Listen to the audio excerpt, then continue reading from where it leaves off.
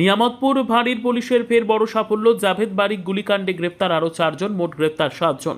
ঘটনার সম্বন্ধে জানিয়ে দেওয়া হচ্ছে, গত 29 তারিখ রাত্রে আসানসোল দুর্গাপুর পুলিশ কমিশনারেটের কুলটি থানার নিয়ামতপুর ফাঁড়ির অন্তর্গত নিয়ামতপুরের রহমান পাড়ায় এক শুট আউটের ঘটনা ঘটে। এই ঘটনায় রহমান পাড়ার বাসিন্দা জাভেদ বারিককে মাথায় গুলি করে মারে বাইকে এসে দুই দুষ্কৃতী। পুরো ঘটনার মুহূর্ত রেকর্ড হয়ে যায় সিসিটিভি ফুটেজে। সেই ফুটেজ এবং মৃতের স্ত্রীর অভিযোগের ভিত্তিতে গত 30শে আগস্ট জাভেদ বারিকের খুড়তুতো ভাই ইন্তিকাফ আলমকে গ্রেপ্তার করে কুলটি থানার নিয়ামতপুর ফাঁড়ির পুলিশ। এরপর ঘটনার তদন্তে নেমে নিয়ামতপুর ফাঁড়ির পুলিশের হাতে আসে বড় সাফল্য। এই ঘটনার মূল অভিযুক্ত বা মাস্টার মাইন্ড ফারাহ নাজ এবং তার ড্রাইভার সাজিদ আক্তার সৈয়দ ওরফে ফাইজলকে গত 2রা সেপ্টেম্বর জলপাইগুড়ি থেকে গ্রেপ্তার করে নিয়ামতপুর ফাঁড়ির পুলিশ।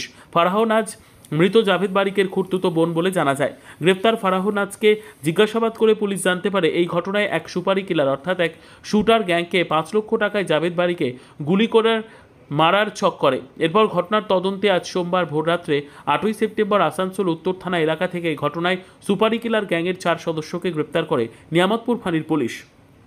গ্রেপ্তার শুটারদের নাম MD Faizal Shah, MD Adil Alam, MD Sultan, MD এতশাম।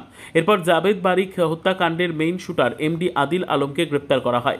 আজ সকাল 11টায় গ্রেপ্তার শুটার গ্যাং 4 জনকে আসানসোল জেলা আদালতে পাঠানো হয়। পুলিশ তদন্তে 10 দিনের হেফাজতে নেওয়া হবে জানিয়েছে কুলটি থানার নিয়ামতপুর ফাঁড়ির পুলিশ। কাজল মিত্রের রিপোর্ট, নিউজ সমাজহিতৈষী।